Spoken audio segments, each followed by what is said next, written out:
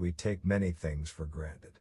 In fact, there are a lot of modern conveniences that we just accept as part of life. Most people reading this have toilet paper, toothbrushes, running water, and electricity, and they don't really have to figure out how to get by without them. But there was a time when these things didn't exist. People had to figure out other ways to do all those everyday tasks we take for granted. Things used to be a lot harder. And we don't mean having to rewind VHS tapes before bringing them back to Blockbuster. This is going to be a lot worse than that, and a lot weirder. Number 10. Before fridges, people dropped frogs in milk. Before refrigerators were invented, most people's diets were very different. There's a lot of food that just isn't practical if you can't keep it cold. For example, milk goes bad quite quickly without a fridge to put it in, so most people just didn't drink it that often. But not the Russians. The Russians found a different solution. They put frogs in their milk. In some parts of Russia, people would drop frogs into buckets of milk to keep it from spoiling. That sounds a little strange, but oddly enough, it actually worked. The frog's skins were coated in an antibiotic peptide that kept bacteria from contaminating the milk, which actually made it safe to drink for a longer time. Not that the Russians knew that. We didn't figure that out until about 5 years ago. The people who did this had no idea that the frogs were keeping their milk from going bad until just recently. They were just dropping frogs into milk for reasons that no one can quite explain. Number 9. Before toilet paper, people used corn cobs. Before toilet paper, people had to do some weird things to keep themselves clean.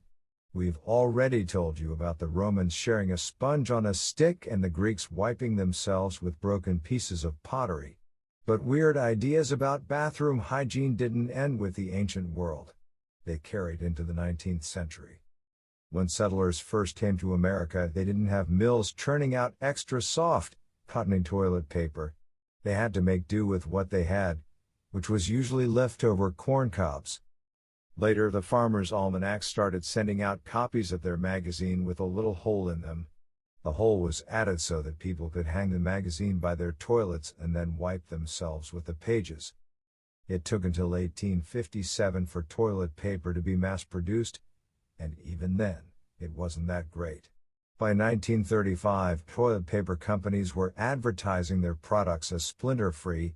Before then, ouch. Number 8. Before alarm clocks, people nearly wet their beds to wake up.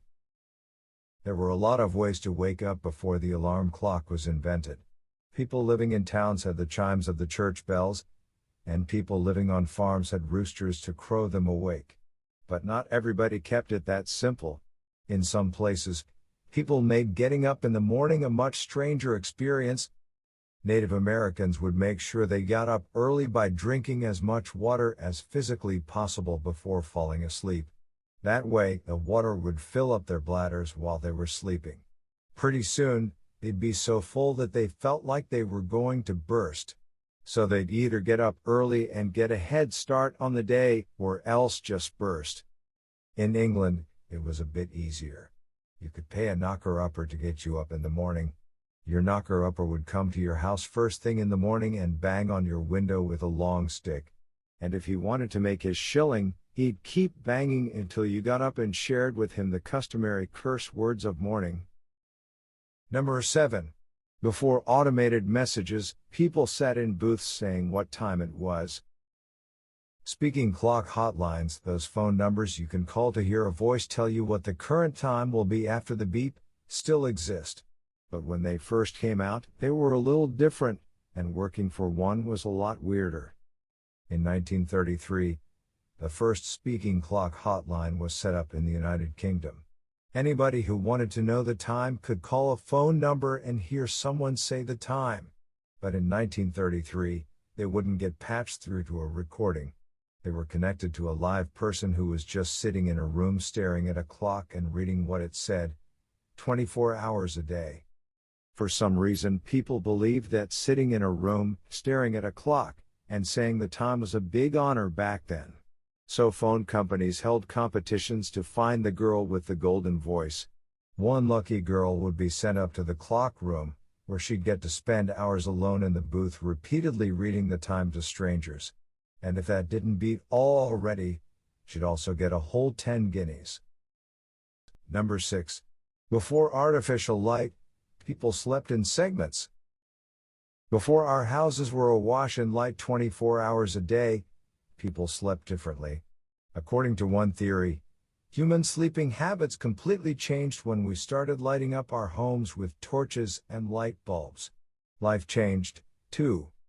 Instead of just falling unconscious for 6 to 8 hours, or if you're a freelance listicle writer, 12 to 14, people would sleep for about 4 hours at a time. They'd usually wake up in the middle of the night and spend a couple of hours getting some chores done. If they were in the upper class, they'd write in journals and somberly reflect on life instead. Then they'd go back to sleep. According to the theory, sleeping that way might actually be better for us. For one thing, getting up after 4 hours releases a hormone called prolactin, which increases the sex drive. This might just be a clue to something else people did with that hour or so they spent awake. Number 5. Before computers, there were human computers. Before personal computers were invented, we still had computers. They just didn't have any electric parts. In the 17th century, a computer was a person you could hire to solve math problems for you, ideally, someone who was really, really patient. Astronomers and mathematicians would hire whole teams of people to come into an office and just do long, tedious math calculations for hours on end.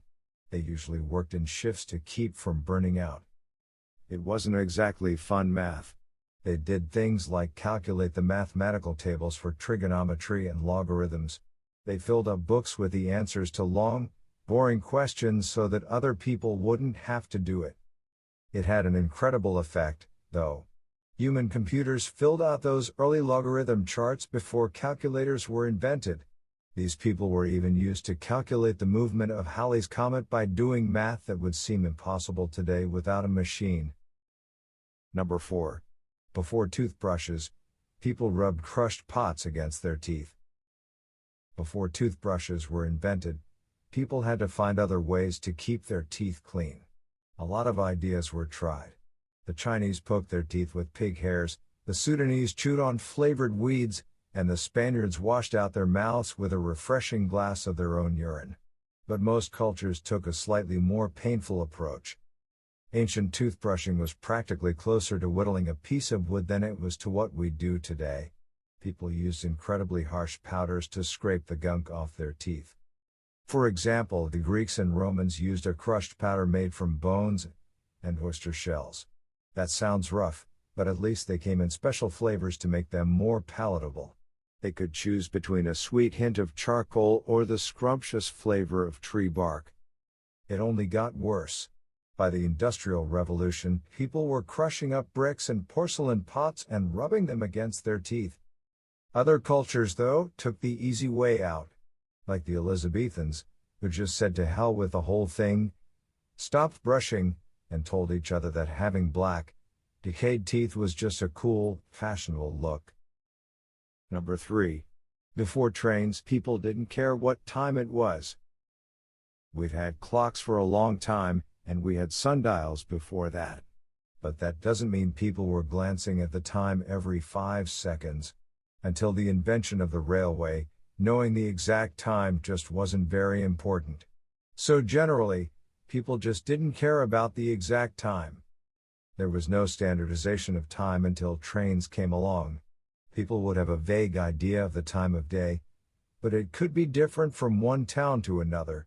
The gold standard was the nearest sundial, which meant that you could be a few minutes off when compared to your neighbor and you wouldn't really worry about it. We didn't become obsessed with time until the invention of the railroad. The Great Western Railway of England was the first company to actually set their clocks to a standard time, ushering in a whole new era of people worrying about whether it was 1 minute to 9 or 5 minutes to 9. Before that, knowing the time just wasn't that big of a deal. Stores usually opened generally around a certain time. Nobody really cared that it was 5 minutes after 8 o'clock and the hardware store wasn't open yet. Number 2. Before Cologne, people used nosegays.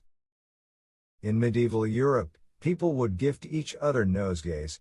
They were little flowers that you could hold or wear on your lapel as a charming little touch of color, and as a way to stop smelling the horrible stench of everyone around you.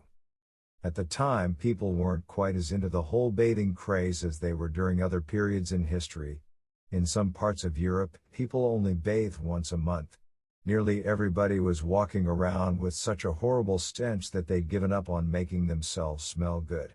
Instead, they just wanted to keep themselves from smelling everyone else. So they started handing out these little flowers, and they didn't even hide why they were using them. One book written in the 18th century specifically recommends giving nosegays as a gift. It says, when you are in a crowd, smell too the nosegay, and you shall pass through without difficulty. Number 1. Before nail clippers, people just let their nails grow. Fingernail clippers weren't invented until 1875. Before that, keeping your nails clean took some effort. For example, Romans who cared about their appearance had to carefully pare away their nails with knives like they were carving the skin off an apple. Those who didn't care probably just nibbled their nails away. But that was only in Western society. In China, they handled it differently. They just didn't clip their nails. Poor people in China worked so hard that their nails would just snap off on their own whenever they got long enough to get in the way, so they didn't really have to bother with clipping them. But the rich people just grew their nails as long as they could. In China, having spiraling nails that were 0.3 meters, 1 foot, long was a sign that you were rich enough not to work. So it became a fashion statement. Pretty soon nothing said you had fashion sense like having massive, filthy claws extending out of your fingers like a monster in a horror movie.